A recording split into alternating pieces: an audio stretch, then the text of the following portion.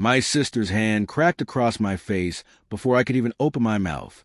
The sound snapped through the courtroom, sharp enough to freeze the room in silence. She sneered at me. "You'll hand the house over, whether you like it or not." Behind her, my parents stood like shadows, nodding in approval, excusing her violence as if it were justice. That was the moment I realized I wasn't family anymore. I was prey. So I reached into my folder, pulled out a single sheet of paper, and laid it flat on the table. Instantly, the energy shifted. Their arrogance drained away. Their faces broke, and suddenly they were the ones begging. It hadn't always been this way. I once believed family meant loyalty, that my parents would shield me no matter what. I grew up clawing for scraps of their approval, always second to my sister, their golden child. She cried, they comforted. She failed, they excused. She demanded, they delivered. When I finally bought my own house, I thought maybe things had changed. Years of saving, grinding discipline, it was mine. The deed carried only my name. For the first time, I had something untouched by them. Or so I thought. At my housewarming, their smiles were brittle, forced. My sister sulked in the corner, calculating.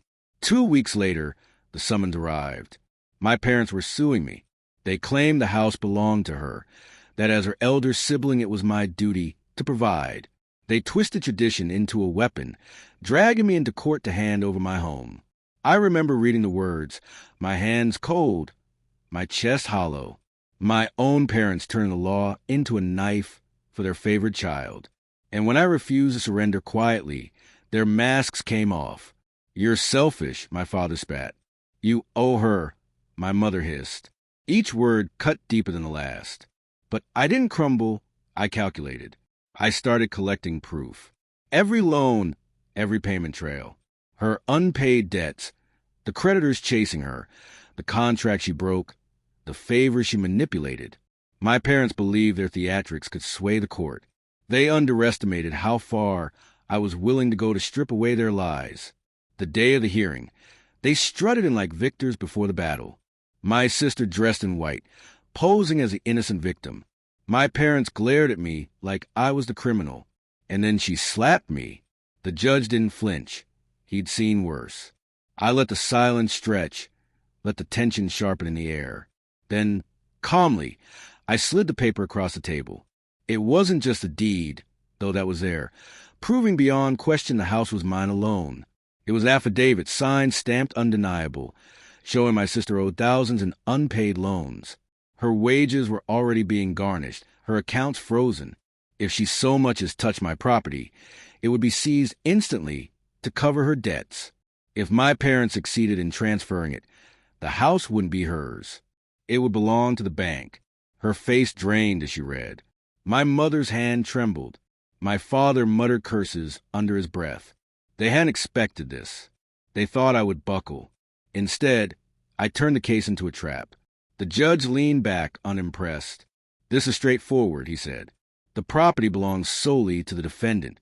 Case dismissed." I looked at them then, not with anger, not with grief, but with clarity. They had tried to strip me of everything. Instead, I stripped away their illusion of control. Outside the courtroom, my sister reached for me, her voice shaking. "Please, don't make this harder. You can still give me the house." I pulled back. "No, you already sold your soul. I'm not selling my future." My parents tried next. "We only wanted what was best for the family." My mother pleaded. "Forgive us. We didn't mean..." But betrayal doesn't heal with lies. I walked past them, their voices fading into nothing. That night, I sat alone in my house, the same house they tried to steal. The silence wasn't empty. It was clean. The walls felt stronger, the air sharper. I hadn't defended my home with fists or rage, but with patience, evidence, and precision. They struck me, but I answered with the law. They attacked with entitlement, but I countered with truth. And in the end, it wasn't me begging in that courtroom. It was them. Now, when I touch that deed, I feel more than ownership. I feel freedom. Because that single piece of paper didn't just secure my house. It severed their hold on me. They thought blood guaranteed loyalty. But family isn't defined by blood. It's defined by respect. And the moment they raised their hands against me, they forfeited the right to call themselves mine.